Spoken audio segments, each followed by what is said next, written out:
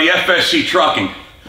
Okay, we got the Ford inside now. They probably wondering, why do we just drag this Ford inside still on the trailer? Well, we have to get it off the trailer. Now, if you watch previous video, you'll know that we never released the brakes to get it on. In fact, Bobby from Dominique, the dump truck driver YouTube channel, used his mini excavator, drag it, lifting and dragging, onto the trailer, and then took the excavator off the back of the trailer. So that was just due to time. We were just out of time while messing around in Washington State. When we go back to get the trailer, we're gonna have to schedule to where I meet them at more of their time schedule, rather than in this last episode where they met me at my time schedule, which, to be honest, created a little bit of hurry, hurry, hurry. But that's all right, we still got it done. That was kind of easy. This part was easy.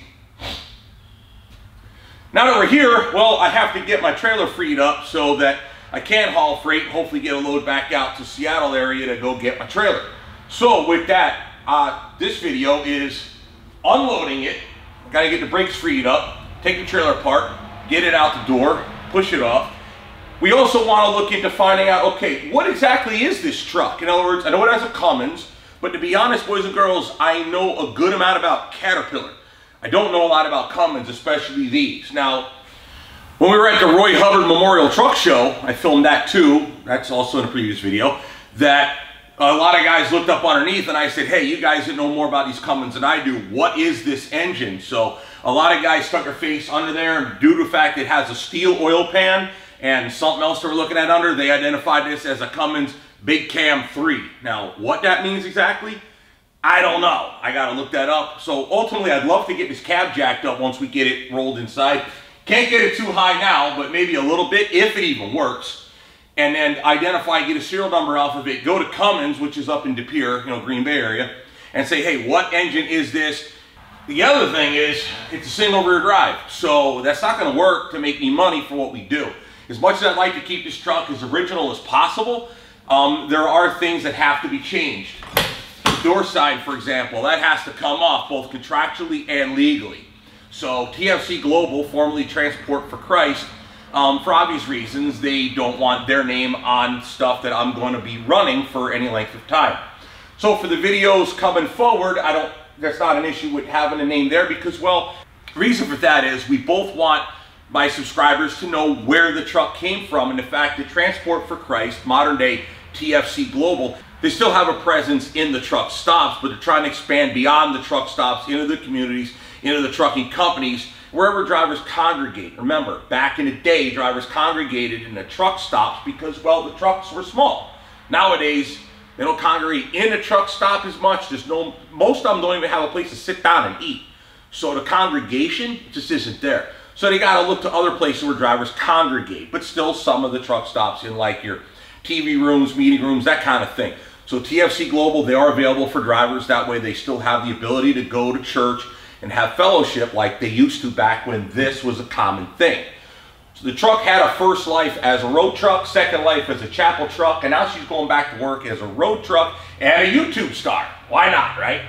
Okay, so that's why the door sign's got to go. Also, that was a legal door sign for a trucking company that had, well, a DOT number. Can't have that on a truck. I'm going to eventually have to put Widmeyer Express, West Bend, Wisconsin on here. Operated by, not leased to. Believe it or not, that's a ticket if you do it wrong. That's the whole thing with that. So, without further ado, let's get at it. Let's figure out how we can get this truck rolling and get it off the trailer, and then we can explore a little bit more as to what exactly is it and what am I going to do with it. Alrighty, boys and girls, I was getting ready to just start on something here, and I broke my truck already, maybe. Whoops. So let me show you what I did, like a complete dum-dum. Man, rookie mistake. This is why, to be honest, you get excited on something and you start maybe messing stuff up. This is not the way to start the video, but that's all right. Is what it is. I'd rather mess up my stuff than customer equipment. So with that, let me show you what I did. So I'll save you guys some troubles. Hopefully it's not gonna be a big deal for me, which, let me just show you. So I was getting ready to take the chains off the back because I may have to jack it up. Well, I know I will have to jack it up to get these rear wheels turning once I cage these chambers. So I was getting up under here and I was thinking about, I was gonna put one chain from the axle back, and then I noticed that there's a stabilizer shock or something under there. I already put the light under there to show you. And then I had this sinking feeling of when I wrapped the chain around the axle like so. Yeah, you could probably already see what I did.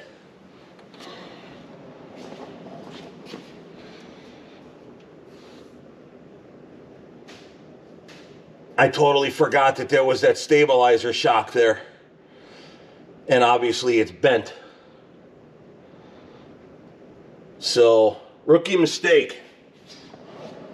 Usually what you gotta watch out for is the center link there, that bar that goes crossways when you wrap around the axle. And I did that, and I didn't look. I didn't double check. Ford got me on that. I think I knew about it, but I just forgot about it in my excitement to get it tied down and get my new truck. So yeah, there you go. That's how easy it is to make a big mistake like that. But to be honest, that shock looked pretty rusty, so that shaft it bent. It's probably junk anyway, but either way, that's going to be replaceable. Nonetheless, you got to watch out for stuff like that, man. It's an easy mistake to make, and I made it. So, all right, with that, we're not going to make no more mistakes. At least we're going to try not to. So let me get ahead and start on these brakes and carry on with the positivity in the video rather than be the Debbie Downer, be like, oh man, I broke my truck. I broke my truck. Yeah, I broke my truck. It's okay. It's all right. It wasn't exactly fixed anyways. All right, let's get at it. So I've been getting a lot of questions about what am I going to do with this truck and what are my plans. It's only a single axle. What are you going to do with it? Blah, blah, blah, blah, blah. So for this truck to make me any money, it has to be a double axle, you know, double drive axle in the rear here. So that's a must. We don't have a choice in that matter. So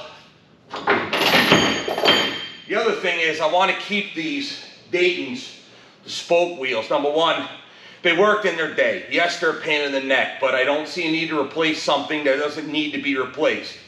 It's easier to fix what I have rather than buy all new and install it, because then in addition to the rebuild is the purchase price of new equipment, and there's just no need for that.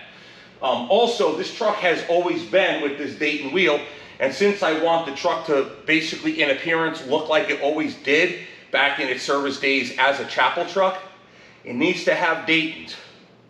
Now where, oh where, is there a matching axle front rear drive with Dayton's on there? Oh where can that be? One in the storage building. Oh where can it be?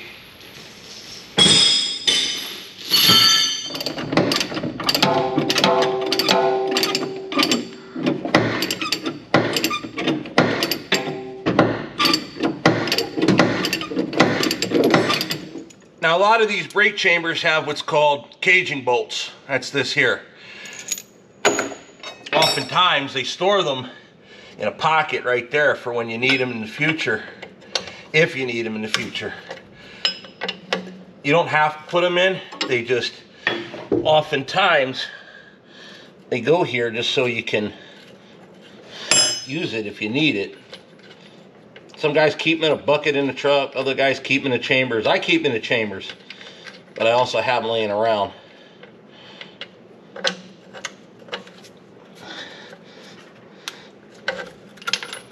There you go.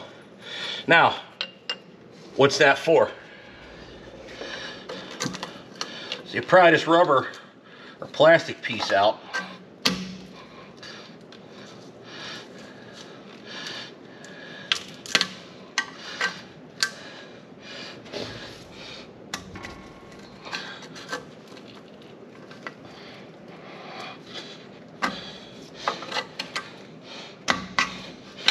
There you go.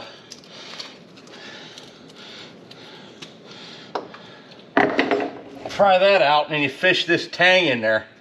Now in this chamber is a giant spring that when the air is released it pushes on that slack adjuster, thus applying the brakes. This thing you fish in, put it in there, You see it now.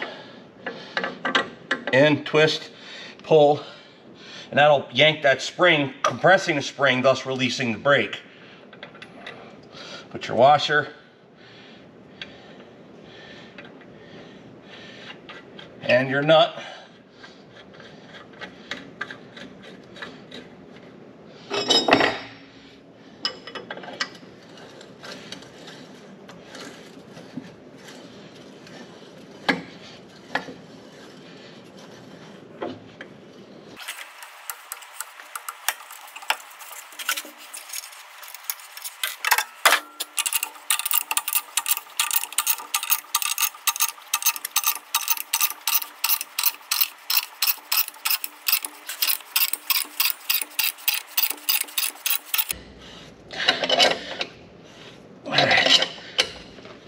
Now she's caged.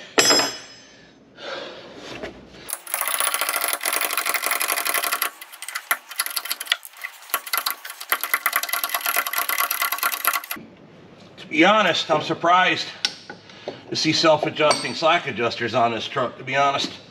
See, the wheel is up now.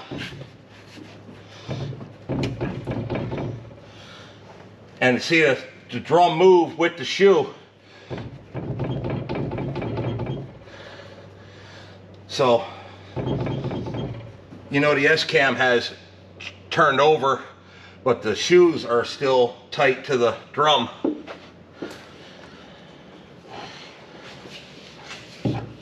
There are two options available to us.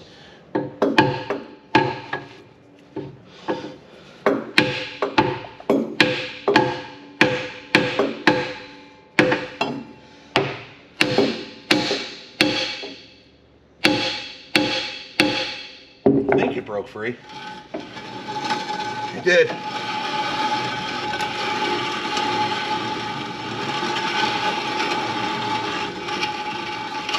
Alrighty. There we are. One loose brake. Excellent. Now you just repeat on the other side. Go ahead and set this down. There we go.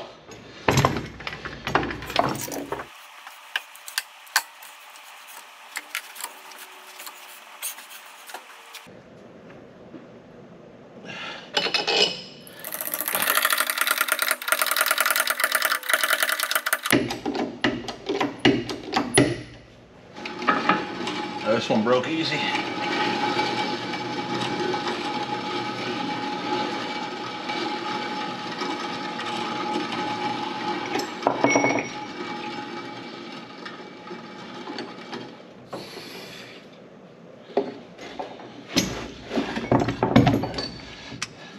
Alrighty, boys and girls, I'm gonna go ahead and break this loose.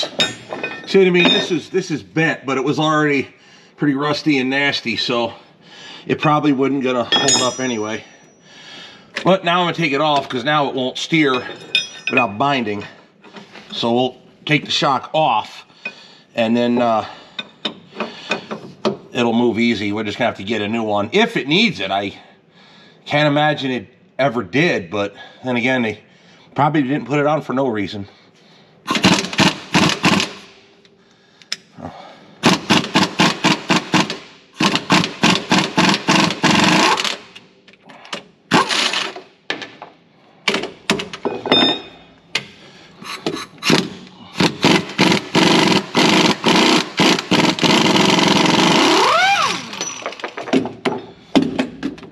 She's free.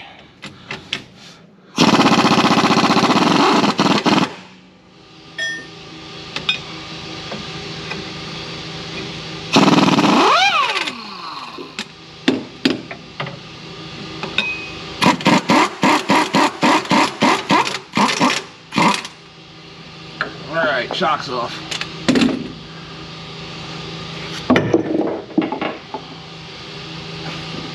I like to throw this crap away just so I have the ability to get part numbers or whatever, because I highly doubt my local Ford dealer will have much of an idea of what to do with this truck. All right, boys and girls, this is where it gets a little sketchy. So I don't have anybody here. Dave and Terry, I don't know if I'm gonna need them today, but I don't want to wait for Jen either, because later me and Jen are probably gonna go deal with the other truck. We got to go get the 352. So I need to unload the Ford off of the trailer. Now that it rolls, I should be able to just let it slide right off the trailer, right? Well, there's nobody to stop it. And even if it did, there's no brakes, and there's nobody to steer it. So what I've done is I set the ramps up and get ready to tire loose. I'll straighten that wheel out now that that shock absorber thing is gone. But it's a good straight shot right to the shop. So the idea is let it roll straight down into the shop. That's the plan. Not into the shop. It'll stop long before that building, I think. Although I do have another plan to make damn sure it stops, which, yeah, I'm going to do that just to be on the safe side. So let me go ahead and get that set up.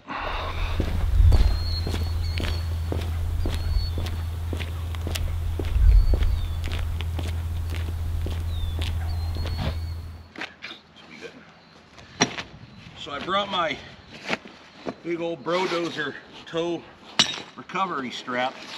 I brought that with me when we went out west, just in case we needed it to drag the truck or the trailer, but I didn't need it. So what I'll do is this. What I'll do is I'll attach the strap to the back of the truck somehow, some way.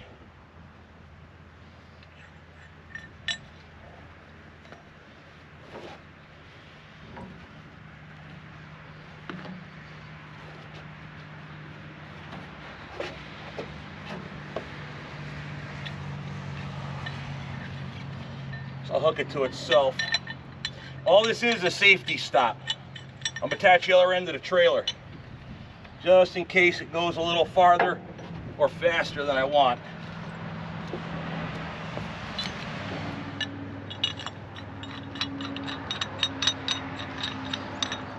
That'll work because it'll never be able to rip that through.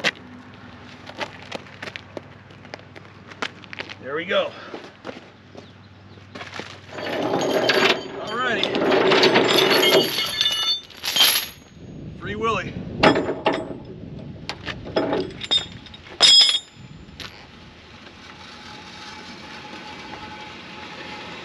Go, baby, go.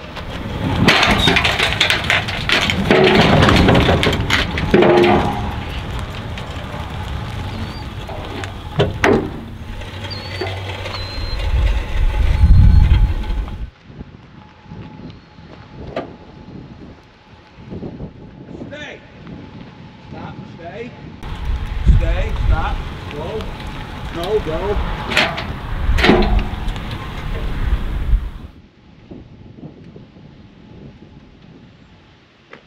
Really?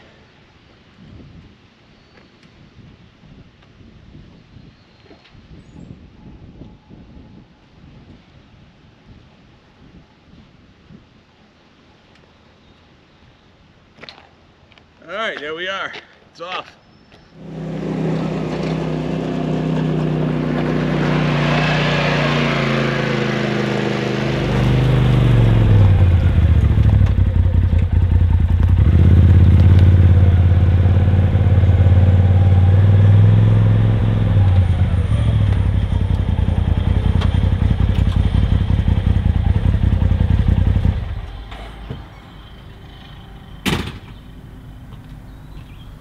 Well, what I'm thinking should be pretty obvious.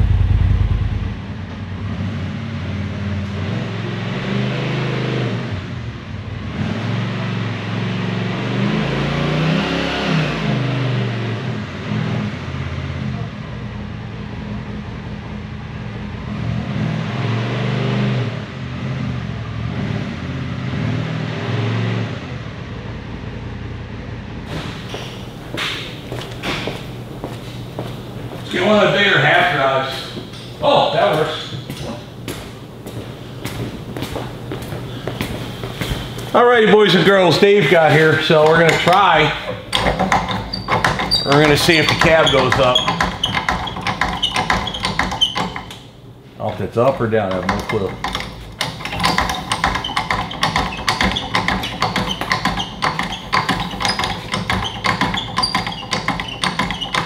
There might be absolutely no oil in it. Sounds like it's trying a little harder that way.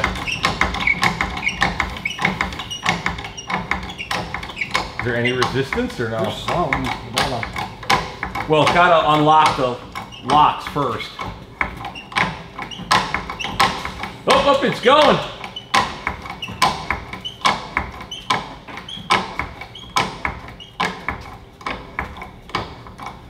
Holy crap, Orwell didn't do that.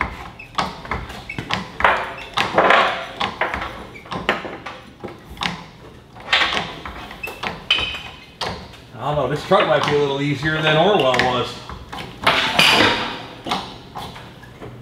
I'm too fast. I think we need a hydraulic foot. So my... That's probably Terry. So what did it do, just reverse? No, my hard work. It's either out or it's leaking past.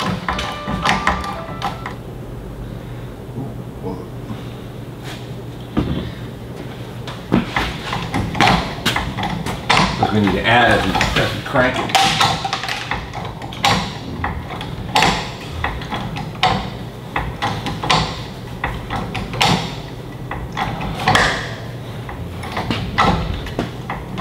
Hold up.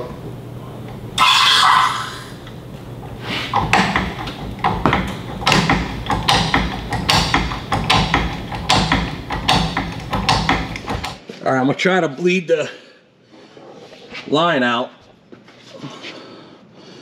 So, hang tight one sec. Loosen the line to the lift cylinder.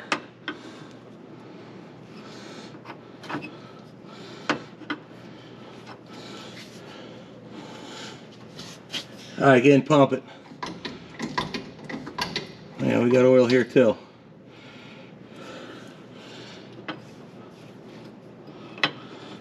Well, that was an epic fail, nothing else. So what we're gonna do is we're gonna pull a line off the cab jack right there, and then we're gonna pump. It's either gonna absolutely get rock star solid hard, or it's just gonna leak past. If it leaks past, then we know it's the jack itself. Nope. It's not tight. It's not the cab jack. It tastes crappy, Dave. Ah, that literally went right in my mouth. All right, so here's the plan. We know the pump works. That's this top line right here. That's for the upstroke. So just like on Orwell, these hydraulic locks unlock before it starts to raise the cab. But that's this T right here. See, the line comes down and meets this T, and then this line here goes to the other lock on the other side of the truck over there. So the locks, the hydraulic part is right here. This is the actual cylinder. So I'm gonna take this apart and block it. That'll delete the one side. We're not trying to lift up the jack, but we're not trying to lift up the cab, but we are trying to see what part of this hydraulic system failed. All right, I'll see what happens.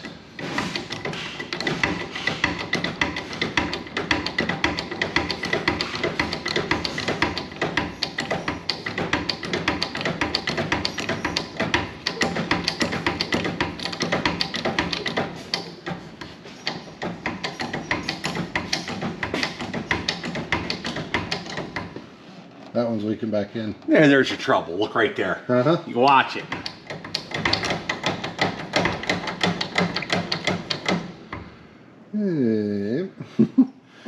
All right, so it's that lock, not that lock. All right, so I deleted the wrong one.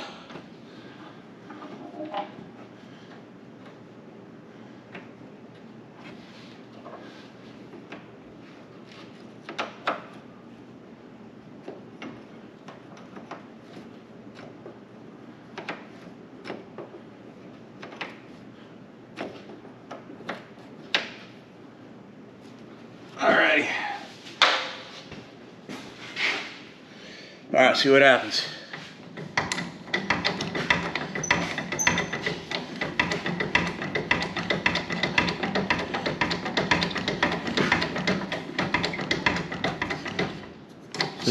Same thing? Yep. Both locks are blown. You can feel it going out and then it just goes right back in. There you go. All right, so now we know what we got to do. Now I noticed there's springs inside. Move the light, see them better. So I'm wondering if that's not for if you jack the cab up with a lock, not unlock, that just compress the spring rather than damage the cab before the operator realizes something wrong. But what I think I want to do, Dave, is take the hose off the lock and then bust those 4 bolts loose and let the lock go up with the cab. Once it's up a little, we'll be able to figure out how to take it apart. Looks like 9/16 on the top. I don't know what's on the bottom. Try to get these out of the way. Come on, fit on there. There you go.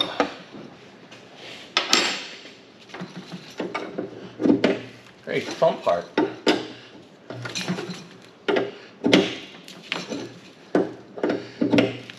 Unscrewing the thing that spins and twists around and acts like a little...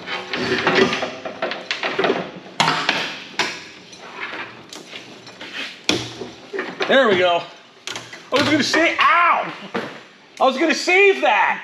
Not anymore. I'm surprised you don't just bend them and they crack. First time you put air to them, they blow apart. This truck got parked in August of '98, and I'm the first guy to move it since then, so, you know, not for nothing.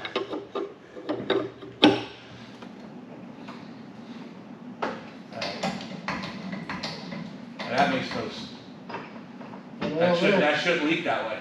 I didn't throw the valve. Here, Dave, break it loose. If it's leaking that way in the upstroke, yeah. See? That's up. Hang on. Let me throw the valve. It's down. Is it leaking? Nope. Now it's not leaking. Nope. There, go the other way. Months ago. I can feel it. I can watch it pulsing.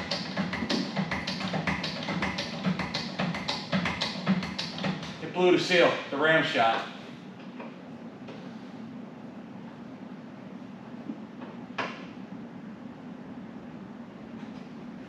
Try the other side. Because it was leaking both directions, Dave. Right. That means it's leaking past.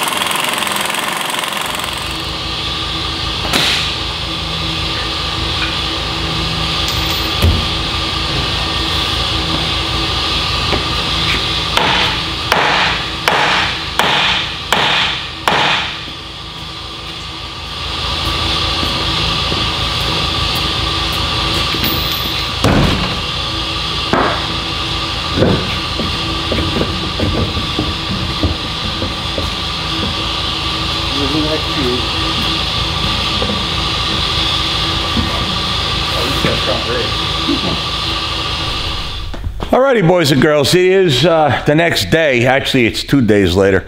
So yesterday, Terry came in and finished up and got the hydraulic cylinders, the lift cylinders out of the cab. So now what I got to do is I got to run them out to be rebuilt. So long story short, yesterday I had to, I had to go get the other Peterbilt. So once I did that, me and Jen, because Jen had the day off, so we went and did me and Jen stuff, and then Terry got the cylinders out. So let me show you. So they are no longer up in there. I know it's no light, you really can't see. But here they are. Here's the one from this side. And they're definitely different from the way Peterbilt built them. So that's the one cylinder right there. And then on the other side, we have the other.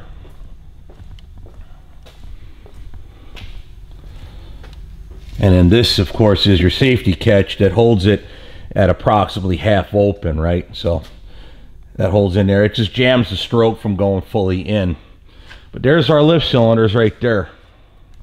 Yeah, I really wasn't wanting this video to have like an abrupt end to it, but that's kind of how it's going to play out. So in the end, we have a bunch we got to do with this truck. And, well, we have another truck to donate the axles for. So that's kind of the easiest, quickest / cheapest way to do it. Of course, we're not just going to throw them right in there and call it a day, but since I already have the parts rather than acquiring it, because let's be honest, one truck turned to 2, turns to 3, and that's kind of where we're going to be for a little bit, I think. So it's going to be a lot of hard work, so stay tuned. We're going to try to keep up with the builds with this channel and then also keep running Orwell like we do, like I've been. So we're going to add to the content, not take away from it. So it's going to be a little mix of both. How this continues into basically, it's going to be how this continues into other trucks.